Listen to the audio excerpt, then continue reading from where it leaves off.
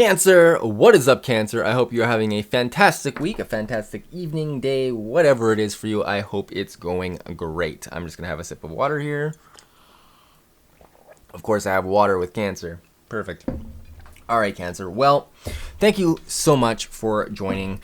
This is going to be a video for Cancer rising specifically, but it would also be applicable to your sun or moon if you were born during the day or night, respectively.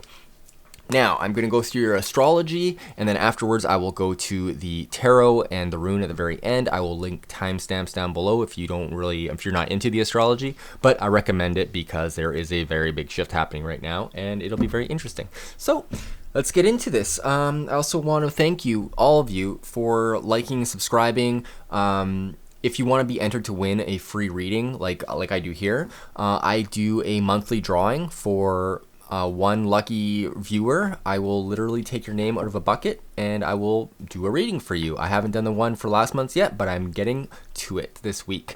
Yes, I'm just selling my house. So there's a lot going on. So yes, Cancer, I am gonna I'm losing my mind. What is going on? The astrology. Yeah, let's go into the astrology. Oh my God, I'm not going to cut this out because you know what? You get it. All right, let's get into this. So, what do we got going on? We just had the sun transit over the south node, so there is a lot of energy of the past coming up for us. And I say us because I am also a Cancer rising. So yeah, there's a lot of energy in that space, and that is it's in Sagittarius, which is kind of around our daily routines. So like, it's a little bit, it's kind of difficult to, I don't know. This is a time when like our health and spiritual health is coming into play.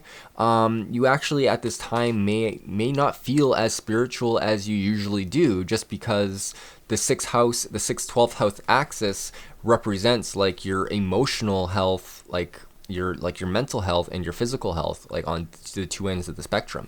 So if you're having any sort of difficulties around this time, then this is probably what it is, and it will pass as we move out of this energy. This sort of conjunction happened on actually yesterday.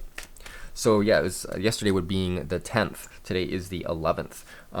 So yeah, this is a very interesting energy. Lilith also just moved into Gemini, which is your 12th house. So this is an unapologetic Lilith. Like, I mean, Lilith is unapologetic, but like moving into the Gemini sign, like this is like communicating the things that we really want to communicate because we're owning our power, okay?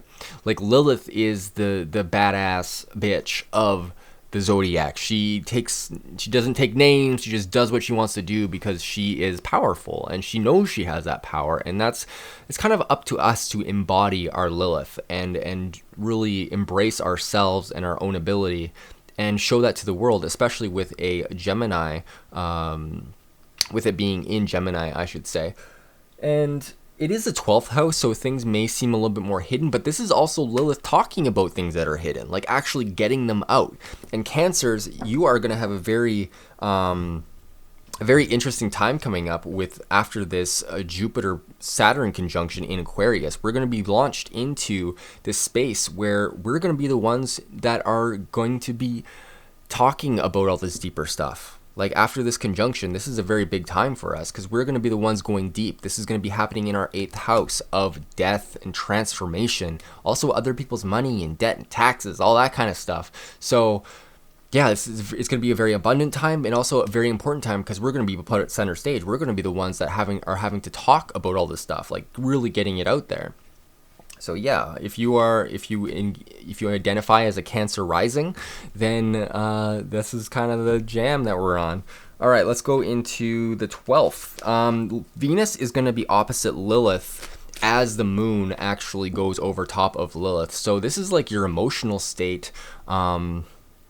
And once again, like Lilith being like, "Hey, I'm badass," right? So yeah, like this. Okay, this. Okay, I'm getting ahead of myself.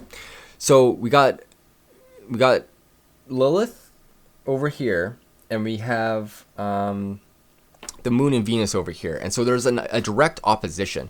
So in this day, like honestly, you could feel like you want the classic relationship, Like you want the, you want the kind of, I don't know, well, how do you say, like the white picket fence, the nuclear family sort of thing, or you want the thing that's completely other than that. And this is the thing, there is power in opposition. So like you want things one way, but you know how things can be in another way. If you blend the two, well, then you have a whole lot more possibility for like success. Like oppositions are very interesting like that. Like you can there's a lot to be gained from merging opposites, and that's what generally oppositions are. So yeah, this is Venus, this is relationship energy, this is also money energy, and since it is in your 5th to 11th house axis, this is a lot of power going on, and it's an interesting time. Like it's very intense and creative and like wish fulfilling. Like it's awesome. So if you can work with that energy and transmute it into something great, like take from every side that you can to make the life that you want, well, that's your right. You can do that. All right, and I think that's about it. If you're interested, at 12:12 on the 12th, the moon will be opposite Lilith, with right on top of Venus, which is very interesting. Just a little bit of numerology. I'm a nerd for the angel numbers, so yeah. Anyways, all right. So the new moon on the 14th. Now this is a major one because the new moon, this new moon is a solar eclipse. So if you think of how the moon actually works, like you have the Earth, right? You have the Earth here, and a full moon is when it's opposite. So you have the sun here beaming light on that full face of the moon. But when it's a new moon, the sun and moon are over top. So like the sun is beaming light over top of the moon on this side, but that's the side that's away from Earth. So then you're getting that kind of black moon that you see. And that's when like, it kind of like overtakes the sun, and then we get a nice solar eclipse. So, but it is basically just a supercharged new moon. And for us, this is talking about the stuff in our daily routines. Like, what do we want our days to look like? How do we want to be interacting with people? What do we want our work lives to look like? Do you want to be doing your 9 to 5 anymore? Do you want to be doing something completely different? Do you want healing to be a part of your day every day? Getting a routine set is a very important thing at this time, because it's gonna launch you into this new era. We are entering into an age of air this next 200 years after the conjunction, the Great Conjunction, I should say, of Saturn and Jupiter moving into Aquarius together on the 21st. So yeah, make sure that you have like the story that you want in place before that happens, because once this eclipse happens, this energy is just going to ramp up for the next 6 months. And so especially over the couple days following the new moon is a good time to like plant those seeds. Before the full moon or before the new moon, it's kind of like a time to like let go of any old stories, which is kind of amazing since the moon or the sun has just finished its transition over the south node. So yeah, this is getting rid of all the old stories, embracing the new stories, and just coming into this new age completely on fire and ready to take on the world. Because guess what, Cancers? It's kind of up to us to take care of the world now. Like, we are the transmuters. We are the changers coming up, all right? What else we got going on? We got a quincunx to Lilith, like, at the same time. Like, this energy, like, the quincunx is when basically you're looking across the table at somebody, but just off to the side, and that's where you end up focusing the most, and that's what's happening with Lilith and this new moon. So it is a very powerful time. It is a time about embracing your power and just going after it. And this is happening on the 14th. So if you have anything that you can do on the 14th to really just boost that energy, then do it, because it's going to bring you amazing things. What else we got going on? Mercury will be going on the south node, and Mercury here is just, it's wanting to talk about the past and actually maybe work through it. We did just have Mercury trining Pluto a little while ago, so kind of like getting over that old story of like transforming and getting things out. And I feel like this last little bit is really talking about the same thing, like communicating what we need to communicate about the past and then moving on. What else we got going on? On the 15th, we have Mercury trine Mars. So Mercury is like wanting to tell Mars what is up. Like this is Mercury in the 6th house talking to Mars in the 10th house. This is your career house. This is like your daily routines and your career being in line, and Mercury being like, hey, what do we need to do every day to make this whole career thing happen? Because Mars is over here being like, I just want to work. I just want to make things work because I'm getting ready. I'm just like blasting through Aries now. I've got my momentum back and I'm just going for it for the next 2 years. And yeah, so we got to communicate what we want. And this is a very beneficial trine because it's like he's got the same element going on. So if you're going to like a trine, this is not like berating Mars and like, you know, you have to do this or else. That would be like a square or an opposition. But this is a trine, so this is like, yeah, what can we do, Mars? Like, how can we do this? And like, you know, informing Mars of what way you want to take action, because it will benefit you. Mars is a very powerful planet. I mean, it is like, you know, it's action, it's Mars, it's war, it's you know, it's Mars. Anyways, what else we got going on? We got the Moon trine Uranus on the 15th. So this is like emotionally kind of like out of nowhere stuff happening. Yeah, this is the whole Capricorn and Taurus energy right now, and it's kind of like anything can sort of happen that way, and it's kind of like you accepting that change is going to happen. I feel like with the trine there. Yeah, it feels good. Also, at the same time, Venus will be entering Sagittarius, which it's like a fiery place for Sagittarius or for Venus to be in, and it's really getting your goals, I feel like, in line with what you truly desire. Because like Sagittarius houses the point of the galactic center. And as Venus gets closer to the galactic center, it will kind of feel more intense and get that energy flowing even more and more and more. I'll get more into that later, of course, in other videos. But for now, it just means like Venus is wanting to be like, okay, well, where is this actually going? Like, where is all this money? Where is this love? What is happening, and where can we take it? And this is like just setting yourself up goal-wise and your beliefs as well as related to money and love. And kind of just putting all that kind of stuff into perspective of what you really want. This whole thing is about what you want as we move into this new age. Okay, I think that's it. That's all I got for you for astrology-wise. So let's go into your tarot reading. And thank you so much if you decided to stick around with me so far. I truly appreciate all of your likes and support. So yeah, let's get into your tarot reading. So what we got here, we got your recent past, so like what you've been going through, or like present moment as well. And then we got what's coming in for you. Like it could be for like a week from now, it could be tomorrow, it could be whenever. This is kind of like an open-ended what energy is coming in. And then we'll jump into messages from spirit. We'll hit the sacred symbols deck and get some more clarification in general, and then we'll go into the runes at the very end if you want to stick around for that. So let's see what we got for you for the past or the current or recent past energies. Okay, well, we'll get the Hangman first off, which is wonderful energy. So yeah, you've been doing some deep digging into yourself, it feels like, Cancer.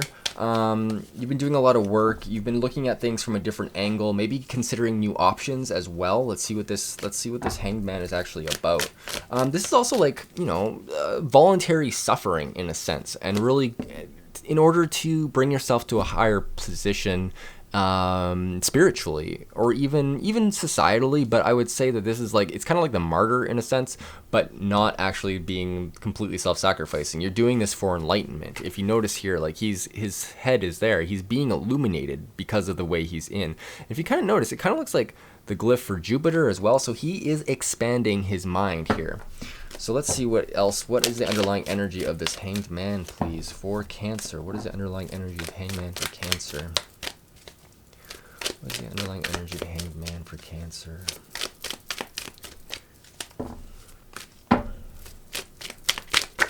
Thank you. 10 of Coins. Ooh, so yeah, it feels like you're getting a different view on what ultimate abundance is going to look like for you.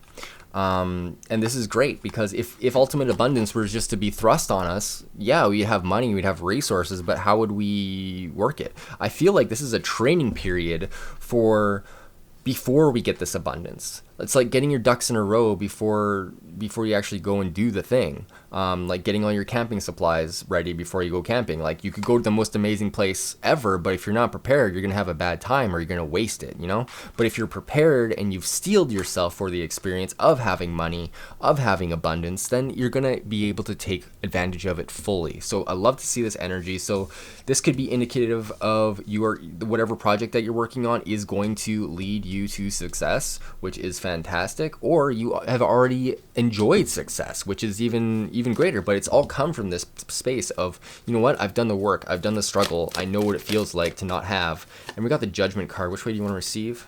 Reverse. Okay, so this is interesting because I kind of feel like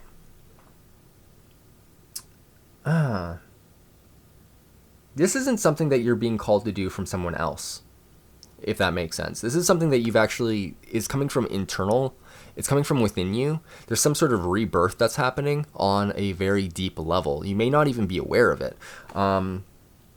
And then it is the Judgment card, of course. So this it does talk about like using your mind and stuff, but it's not like the Justice card. It's more judgment in the sense of only you can judge yourself. Only it's like between you and God. If you believe that we are all God, then you can judge yourself truly. So I feel like this is. I feel it. I don't want to. I almost think that this is like judging your past. Like, don't judge your past, because you're going into something brand new, especially with all this other energy here. And like I always feel like the Judgment card, any sort of major arcana when it's in the reverse, I feel like it's a time to embrace this card, embrace the messages that you receive, maybe from your guides, from meditation, or from like your gurus or whatever. But I feel like this is something coming from within you. So I don't feel like this is something that's going to come from somebody else, if you know what I mean. Like you could get a little bit of guidance here and there from like teachers and stuff, but I feel like the actual meat of it is going to come from within you, which is very interesting, of course. So yeah, that's there. Let's see what the underlying energy of this Judgment card is. Thank you. It's the Eight of Wands. So yeah, whatever work you're doing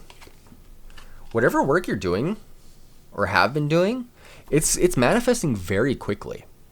Okay, with the Eight of Wands, this is the card of swiftness. And you see like all of them, they're all focused in on this one point. In the classic Rider-Waite deck, they're all coming down from the sky and like ready to penetrate the earth. It kind of gives me like this whole like kind of impregnating energy of like a bunch of things, like, you know, throwing spaghetti at the wall and seeing what sticks kind of thing. But this feels very directed. This is willpower. This is an 8, if you consider like the 8 being the lemniscate, like an infinity symbol. A combination of the earth and heavens, of your mind and body, of like your spirit and reality. This is making things happen for you. Okay. So yeah, this is very amazing energy that you've been in. Let's see what's coming up for you, Cancers. Let's see what's coming up for my lovely Cancers. What is going on? What is going on for Cancer? What is going on for my lovely, amazing Cancers? Thank you.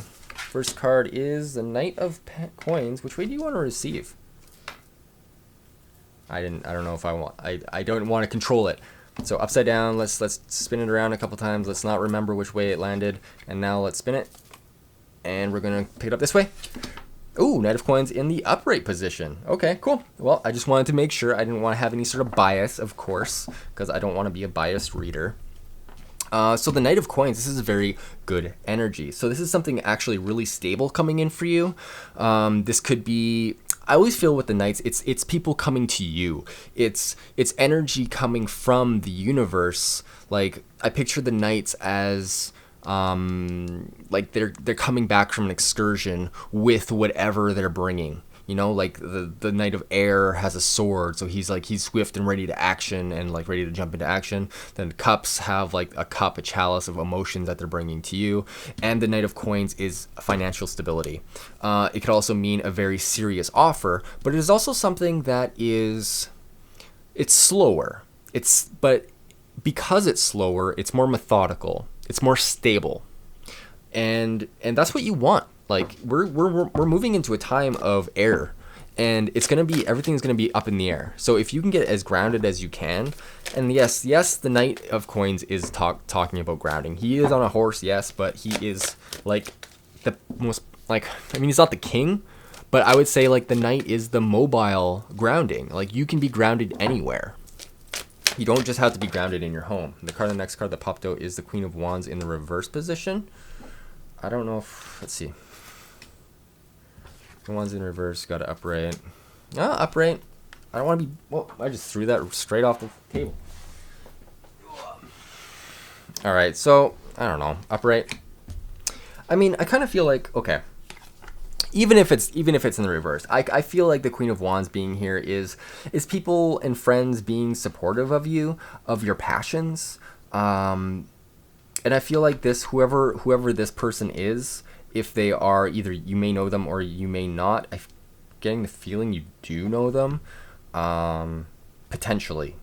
I don't want to say anything. I'm also seeing the pyramid back here, which is reminding me of like mysteries, and I'm also seeing a horse on the coin. I don't know, I'm getting reminded of chess. Also, obviously, a lot of plants, because it is an earth card. I'm trying to correct that. But yeah, the Queen of Wands here, it's kind of making me feel like there's a lot of receptive energy. There's a lot of creative energy going on here. The Queen of Wands is very passionate. She also has the protection of her familiar, the little cat, if you can see it in this.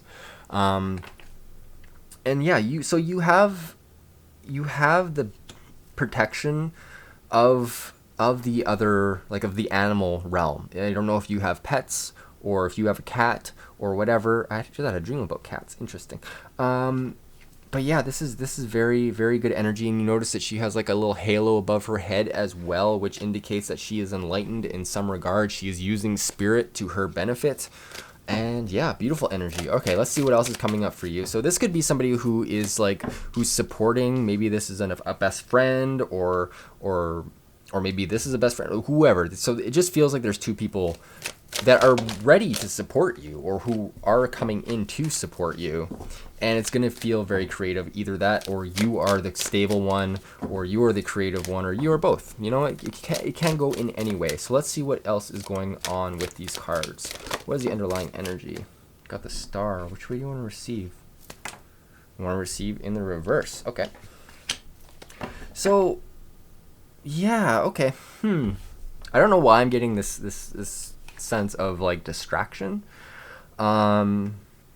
The Star card here, to me it's like reminding you to be inspired. Remind yourself of what you actually want, not what other people say you want, not of what society says you should want. It's about what truly sparks your desire. Like, what do you really want in life? What do you want as far as creative energy goes? What do you want as far as stable energy goes? There could actually be a relationship here, because I mean, you got the masculine and feminine energy, you got fire and earth. So there's a lot of energy here to transmute, and I'm feeling like you can take it wherever you want, but you need to be sure of where you want to take it, because I feel like after that there's going to be like no limits to whatever you can do. Let's see here. What is the underlying energy of the Star, please? What is the underlying energy of the Star? Thank you. Oops, my card. Whoop. Okay, underlying energy of the Star. Ace of Wands, you want it in reverse or upright? In the reverse. Okay, so yeah, you're going to have to maintain passion. You can't fully depend on anybody else for your passions. You actually have to do that yourself. And the Ace of Wands is just a card of like new ideas, new projects, new passions, and like making sure. And I'm seeing like a lot of vertical energy here with the Star and the Ace of Wands in the reverse here. Yeah, it's just giving me this. It feels like there's a direction that you can go, but you have to choose it, and it has to come from an inner sense, like especially with like Judgment here, talking about like bringing whatever that little spark is inside your soul and letting it shine out, but you have to identify that first in order for that to be actually brought out into the surface. That's the message I'm getting. But you are going to be supported. So whatever you do choose, and the Star can also represent media as well. So if you are like making videos or TikToks, or you know, just being more active on Instagram or social media in general, I feel like this is a time when you should be embracing it more. Getting that sense of who you are out to the world, I feel will be very important around this time. All right, I feel like that's about it for that session, or for that section. Yeah, we're gonna jump into messages from Spirit. Let's see what Spirit has to say. This could be about anything, and if none of this resonated, then it's obviously not for you. You could try your sun or moon sign, or even your Venus sign if you're worried about love. All right, let's see what we got coming up for you as far as messages from Spirit, please. Messages from Spirit. We got Strength on the board. I feel like you guys know you're strong. And then I think Spirit's just being like, hey, remember that you're strong. But strength doesn't come from action. Strength can also come from inaction. It can come from patience. And like Virgo here, she took care of the lion. She gained the lion's trust. That's why she's able to like hold open the maw of the lion, or just chill with her like on this picture. So like strength isn't what's gonna make it happen, like raw strength. This is strength of character. That's what's going to bring you to wherever you want to go. Let's get a couple more cards for clarification on the Strength card, please. Can you get clarification on the Strength card? Thank you. The Empress. So yeah, this is okay. So the Empress does talk about grounding. Empress does talk about being nurturing, being motherly, just like being very caring and bringing things into the world. The Empress is the first of the major arcana that is of the earth. She is like Mother Earth. So if you can get out into nature, hug a tree, lay on the grass if you have grass, or snow if it's snowing, just be in the elements and feel what it feels like to be in the world. Because I feel like a lot of us do tend to forget this because we're all stuck in doing jobs or like stuck inside or whatever. We're meant to be outside. So yeah, I feel like very, very positive, vibrant, feminine energy here. So if you are a woman, of course, this is a great time to do any sort of like beautification or like, whatever you want. Also, if you're a man, the same thing goes. Like you can embrace all this feminine energy and be a male. Like there's no issue with that. It's not polarized one way or the other. It's just literally using the energy in a different way. All right, let's see what we got. What else we got coming up for? Which way? I picked it up like this.